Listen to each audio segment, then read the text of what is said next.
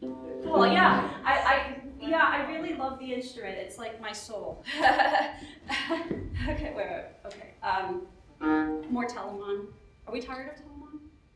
No. No. Okay.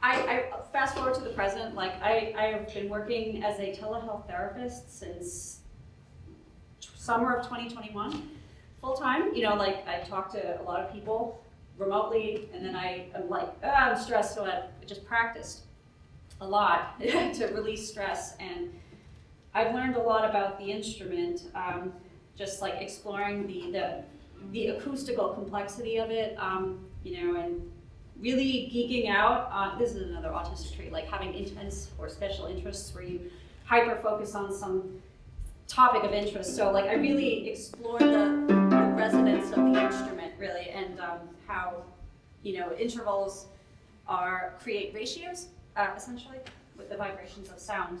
I don't know if we have the audience for that, but yeah. So when I was a senior in high school, I was taking lessons with a violist from the New York Phil named Barry Lair, who he's now retired. His wife was a teacher at the private school where I went to, Walder School of Grand City. So they nurtured my abilities. I went to his house for lessons, and then I auditioned for conservatories for college.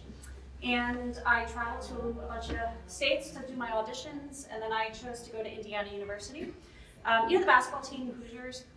IU, so they have a very prominent music conservatory there. It's a top institution, so I went there for my bachelor's degree. So that's me looking sad. This was like violists at school. I mean, it was a very highbrow environment, and you know, I think we all experience competitiveness. I experienced very ugly emotions in conservatory myself, which it wasn't because there was bullying or teasing. It was a very collaborative, collegiate environment. I think, you know, if you can get in to a school like IU or, you know, other conservatories, like, you know, you've earned your place. The standard is high, and I think there's a scarcity mentality in the classical community overall, just because of not enough jobs, not enough teaching positions. You know, funding is cut for orchestras frequently, so they've been folding over the years recently, and it's unfortunate. So that does breed competitiveness, and I think also just the nature of the instrument, the perfectionism can, you know, I was experiencing very ugly emotions as a musician. I remember my sophomore year, I saw another classmate win a competition, and she was much younger than everybody else, and that made me very jealous internally, and I really, really was consumed with envy and hatred. You know, and I was like, I'm gonna compete next year and I'm gonna win, you know, and I did. I mean, 18 months later, I prepared a piece, and then like the day before the competition, like I got so sick. I was like in bed, I could not get up, you know, and my mother flew over from New York to help me get out of bed. And then I played, I didn't win, and I was like, my life has no meaning. So, and it's funny at this point. Now, I laugh, these days I laugh at spiders and dead bugs because it's just how I heal.